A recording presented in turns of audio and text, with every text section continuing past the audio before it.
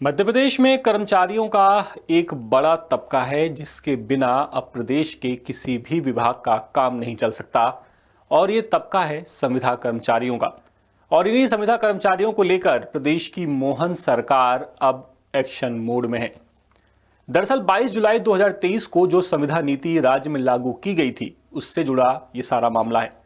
सामान्य प्रशासन विभाग यानी जीएडी ने प्रदेश के सभी विभागों, निगम मंडलों और सरकारी संस्थाओं को अल्टीमेटम देते हुए पूछा है कि क्या संविदा कर्मचारियों को उनके हक मिल रहे हैं या नहीं, या सुधार के दावे सिर्फ और सिर्फ फाइलों में दबे हुए हैं। सामान्य प्रशासन विभाग ने सभी अपर मुख्य सचिव, प्रमुख सचिव और सचिवों को निर्देश जारी किया है। सरकार ये जानना चाहती है कि उनके अधीन आने वाली संस्थाओं और परियोजनाओं में संविदा नीति 2023 के प्रावधानों को जमीन पर उतारा गया है या फिर नहीं। बता दें कि इसके लिए एक विशेष प्रपत्र, जिसे फॉर्मेट कहा जाता है, जारी किया गया है। इसी में विभागों को सारी जानकारी देनी होगी। सरकार का मकसद ये जानना है कि सरकारी घोषणाएं जो हो रही हैं वो अंतिम कर्मचारी तक पहुंच भी रही हैं या नहीं।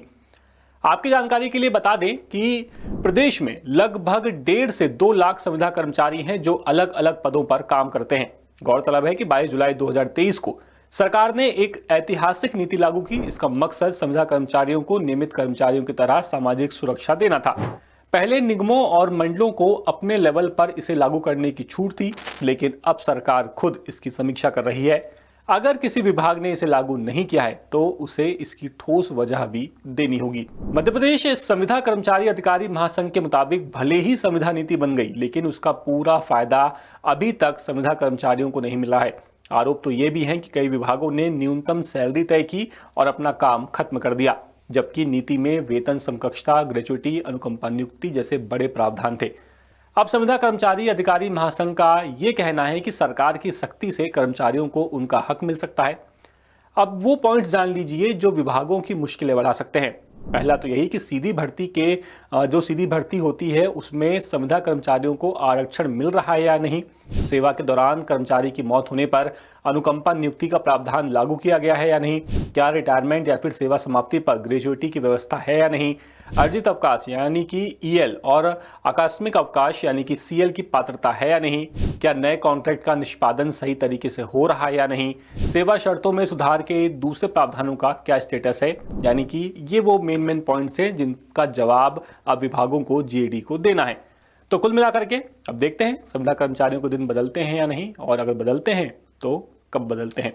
फिलहाल इस खबर में इतना ही। अपडेट्स के लिए आप बने रहिए द सूत्र के साथ, और कर्मचारियों से जुड़ी हुई ऐसी दूसरी खबरों के लिए द सूत्र को सब्सक्राइब करना बिल्कुल मत भूलिएगा।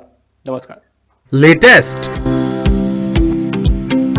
इन्वेस्टिगेटिव और इन डेप्थ खबरें देखने के लिए ज्वाइन कीजिए द सूत्र का व्हाट्सएप चैनल, सब्सक्राइब कीजिए यूट्यूब चैनल, लाइक कीजिए फेसबुक पेज और पढ़ते रहिए www.dasootra.com।